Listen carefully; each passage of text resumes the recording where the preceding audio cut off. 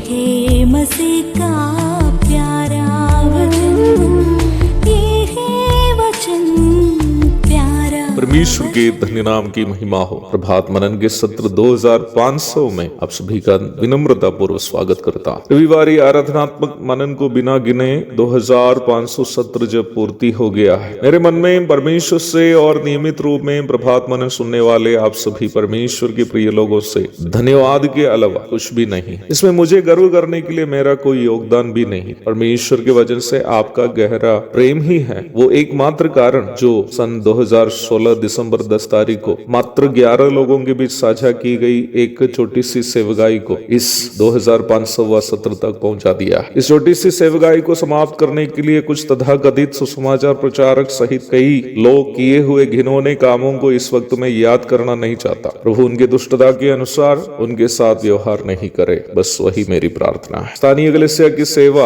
एवं अन्य सेवगाइयों के कारण कई एक बार मनन तैयार करने के लिए समय पर्याप्त मात्रा में नहीं मिलने के कारण कई बार इस सेवगाई को बंद करने के लिए मैं स्वयं निर्णय लिया। एक बार मैंने अपने कमरे में घुटना टेक कर प्रभु से प्रार्थना की कि प्रभु मैं इस सेवक को बंद करने जा रहा, यदि आपकी इच्छा कुछ और है तो कृपया मुझे बता दे। जैसे ही मैंने प्रार्थना करके खड़ा हुआ तो मुझे एक फोन आया। जिन्होंने मुझे फोन किया मुझसे पूछा कि क्या सर आप ही हैं जो प्रभात मनन संदेश भेजते हैं? मैंने कहा जी मैं ही हूँ। उन दिनों में प्रभात मनन वीडियो में मेरा नाम या नंबर नहीं दिए हुए होते थे, केवल संदेश ही रहता। जैसे ही मैंने कहा कि हाँ मैं ही हूँ जो प्रभात मनन संदेश भेजता है, अगले ओर से जो भाई बात कर रहा था वो अपनी खुशी के कारण बात करने के लिए कष्ट उठाते हुए मुझे लगा। कुछ देर चुप रहने के बाद वो अपनी बात को जारी रख। 2 या 3 साल से वह प्रभात मनन सुनते आ रहा है। वह मूल रूप से यूपी के बलिया निवासी था। विश्वास से भटक जाने के बाद वह काम करने के लिए गोवा पहुंचा। नियमित रूप में प्रभात मनन सुनते सुनते वह विश्वास में लौट कर आया। प्रिय भाई का नाम राहुल है जो वर्तमान में गोवा के वचनानुसार की एक कलीसिया में संगति कर रहा है। पिछले महीने जब मैं सेवा के सिलसिले में गोवा में था, पहली बार मुझे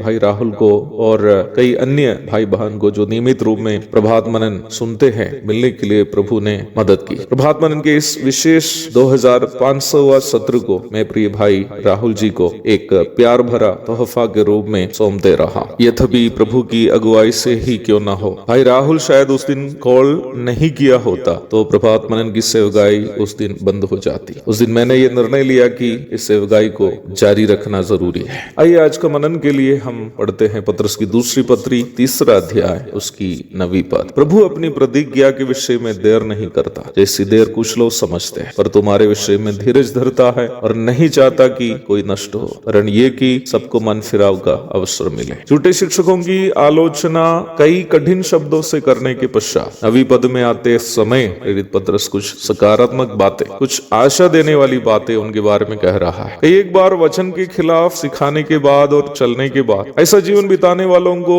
एक गलत फहमी हो जाती है कि वे जो सिखा रहे हैं या कर रहे हैं वे सही है, इसलिए उनको किसी प्रकार के दंड प्रभु से नहीं मिल रहा है। पत्रस इस भाग में प्रभु के द्वारा भविष्य के लिए निर्धारित भयानक दंडों की याद कराते हुए कह रहा है कि भक्तिहीनों पर उन सभी दंड आने में देर इसलिए है क्योंकि प्रभु ये नहीं चाहता है कि कोई नाश हो जाए। प्रभु चाहता है कि सबको मन फिराव का अथवा पश्चाताप करने का अवसर मिल जाए, अर्थात झूठे शिक्षकों एवं उनके अनुयायियों को प्रभु की ओर से दंड मिलने में देर इसलिए हो रही है क्योंकि प्रभु यह नहीं चाहता कि वे भी अपने पापों में नष्ट हो जाए। मुझे सुनने वाले प्रिय भाई बहनों, वचन की शिक्षा वो जैसी है वैसे कहते समय आपको ये लगता होगा कि बोलने वाला मैं एक हटीले और घमंडी इंसान हूँ। मुझे खुद भी कभी कभी लगता है कि थोड़ा सा मसालेदार संदेश देते रहना ताकि सब कोई मुझसे खुश रहे। फिर मुझे जब याद आती है कि मुझे सुनने वालों से अधिक मैं जो वचन का प्रचार करता हूँ उसी से विश्वास योग्य रहना है, तब मैं पुनः वचन की शिक्षा के लिए बदनाम हो जाना अधिक प्रिय जान लेता हूँ। वचन की सही शिक्षा हमें यीशु मसीह के अनुरूप बदल देती है, वही झूठी शिक्षा